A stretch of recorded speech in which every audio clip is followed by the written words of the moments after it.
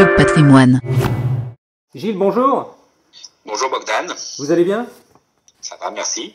Alors, en préparant cette interview, vous me disiez que cette crise ressemblait de plus en plus pour vous à celle de 74. Alors, on m'a déjà fait le coup, hein, on m'a parlé de 29, on m'a parlé de 2008, et vous arrivez, vous me parlez de 74 maintenant. Pourquoi?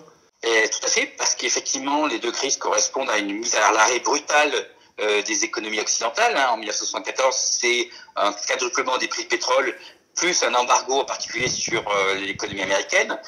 Donc on a ce phénomène de mise à l'arrêt brutale. Et puis on avait un phénomène de baisse boursière brutale à cause du problème économique déjà sous-jacent.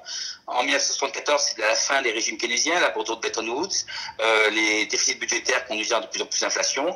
Aujourd'hui, c'était la perte d'efficacité des politiques monétaires avec les taux négatifs qui représentent ce phénomène.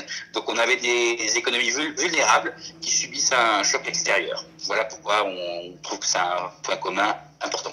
Avec un pétrole qui revient aussi au niveau de 74. Tout à fait, c'est la boucle qui est bouclée avec, si on tient compte de l'inflation depuis la période, le prix de 25 dollars le baril est équivalent au prix de 3 dollars le baril qui était présent en 1973.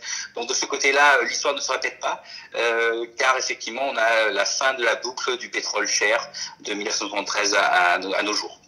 Et la Fed qui commence à acheter du haut rendement, qu'est-ce que vous en pensez?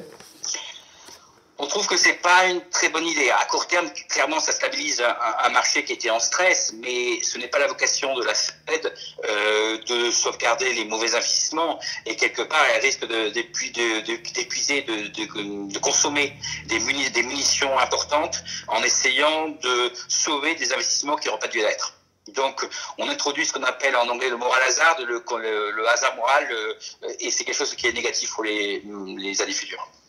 Pour terminer très vite, là, 3-2-1, pour terminer très vite, je suis en train de regarder le palmarès Cantalis sur Club Patrimoine et je vois votre fonds, le Latitude Patrimoine, qui marche bien. Hein. Vous tenez bien au bout de 4 semaines, hein, vous n'avez pas bougé.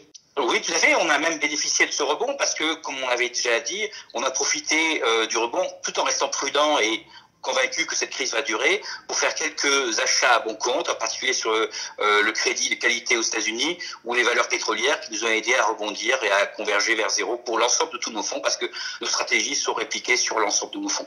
D'accord. Et vous pouvez tenir comme ça, 3-2-1. D'accord. Et vous pouvez tenir comme ça?